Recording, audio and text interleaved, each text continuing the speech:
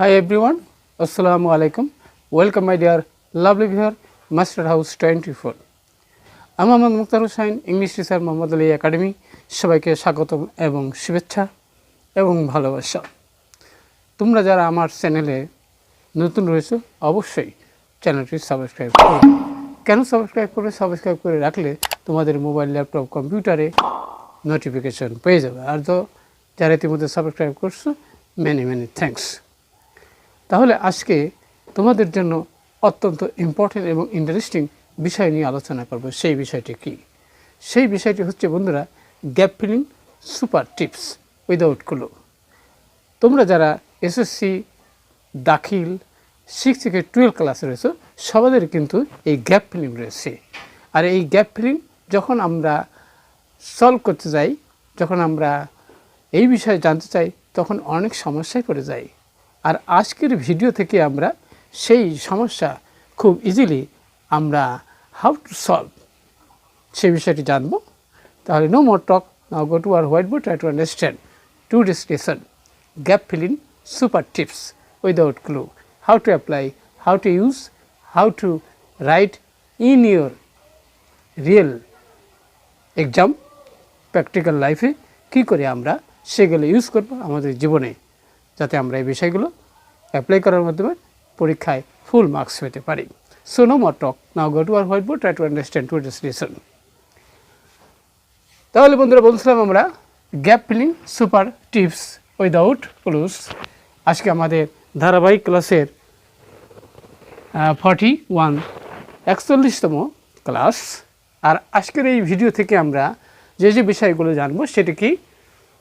In this video or tutorial you will learn how to use article, how to apply preposition, কিভাবে use করা যায়, shortcut rules of using cross mark, easy method of learning passive mode.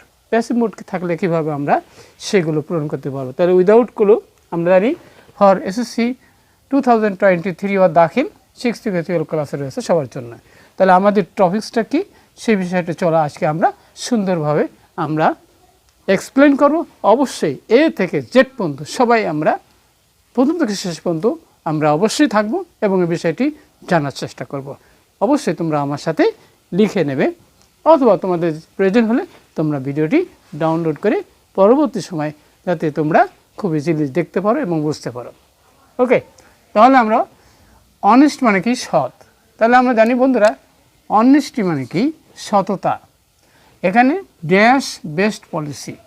তাহলে এখানে আমরা জানি বন্ধুরা superlative degree পূর্বে কি বসে? দা বসে। তাহলে অবশ্যই আমরা এখানে কি ইউজ করব? তাহলে আমরা দা ইউজ করলাম। ওকে, দি ম্যান হু পজেস, যে লোকটির দিস কোয়ালিটি মানে এই অনেস্টি আছে, ইজ দি হ্যাপিয়েস্ট ম্যান, সে সবচেয়ে সুখী মানুষ। কোথায়? এখানে আর্ট মানে পৃথিবী। তাহলে পৃথিবীতে, তাহলে আমরা পৃথিবীর উপরে যদি বোঝাই তাহলে সেক্ষেত্রে আমরা প্রিপোজিশন হিসাবে আমরা ওয়ান ইউজ করতে পারি। এভরিবডি লাভস অ্যান্ড রেসপেক্ট হিম, তাকে ভালোবাসে, শ্রদ্ধা করে। এবারে কি? হিজ ট্রুথ ট্রাস্ট ওদিনেস, তার বিশ্বস্ততার জন্য যদি হয় তাহলে সেক্ষেত্রে আমরা প্রিপোজিশন হিসাবে কী ব্যবহার করতে পারি? তাহলে আমরা ফর ব্যবহার করতে পারি। ফর মানে জন্য। এবার আমরা অন দি আদার হ্যান্ড, অপর পক্ষে, আনট্রুথফুল ম্যান, তাহলে ভাওয়াল যদি কোনো ওয়ার্ড শুরু হয় তাহলে সেখানে আমরা আর্টিকেল হিসাবে কী ব্যবহার করতে পারি? সেখানে নিশ্চয়ই আমরা অ্যান ব্যবহার করব। ওকে, তাহলে অ্যান আনট্রুথফুল ম্যান ইজ হেটেড, এখানে অল রয়েছে। তাহলে এখানে প্যাসিভ ভয়েস যদি হয় তাহলে সেক্ষেত্রে প্রিপোজিশন হিসেবে আমরা কি ইউজ করি? সেটা এখানে আমরা বাই ইউজ করব। তাহলে বাই অল, সকলের দ্বারা। তাহলে বাই টেলিং লাইস, মিথ্যে বলার মাধ্যমে কি বলতে পারে? দি ম্যান মানে ওই লোকটি, বাই এ ম্যানও দিতে পারি আমরা, দি ম্যান, অথবা আমরা লিখতে পারি এ ম্যান। তাহলে আমরা এও দিতে পারি, দিও করতে পারি, এ দেওয়াই ভালো। এ ম্যান মে প্রসপার, উন্নতি লাগতে পারে, ফর দ্য টাইম বিং মানে কেন একটু নির্দিষ্ট সময়ের জন্য কি করতে পারে? সে তোমার উন্নতি করতে পারে। তাহলে সেক্ষেত্রে কি but ultimately he goes to dash. তাহলে আমরা জানি বন্ধুরা সেটা কি গোজ টু ডগ, মানে কি গোল্লায় যাওয়া, নষ্ট হওয়া। তাহলে যে ব্যক্তি মিথ্যে কথা বলে তাহলে সে ব্যক্তি কী হলো, পক্ষান্তরে সে কি গো টু ডগ, গোল্লায় বা নষ্ট হয়ে যায়। তাহলে উই মাস্ট বি ড্যাশ, তাহলে অবশ্যই এখানে আমাদের অনেস্ট আছে। তাহলে অনেস্ট যদি থাকে তাহলে এখানে কোনো আর্টিকেলের প্রয়োজন নাই। অ্যাডজেক্টিভ রয়েছে, তাহলে অ্যাডজেক্টিভ যদি থাকে তাহলে সেখানে কোনো আর্টিকেলের প্রয়োজন নাই। তাহলে সেক্ষেত্রে আমরা এখানে ক্রস মার্ক ইউজ করতে পারি। তাহলে কি হলো, অনেস্ট ইন আওয়ার, তাহলে কি আছে, we must be honest in our thoughts, words and did. তাহলে আমাদের চিন্তা, কথাবার্তা এবং আমাদের কাজকর্মে। এবার আমরা যাই নেক্সট বন্ধুরা, চাইল্ডহুড ইজ দ্য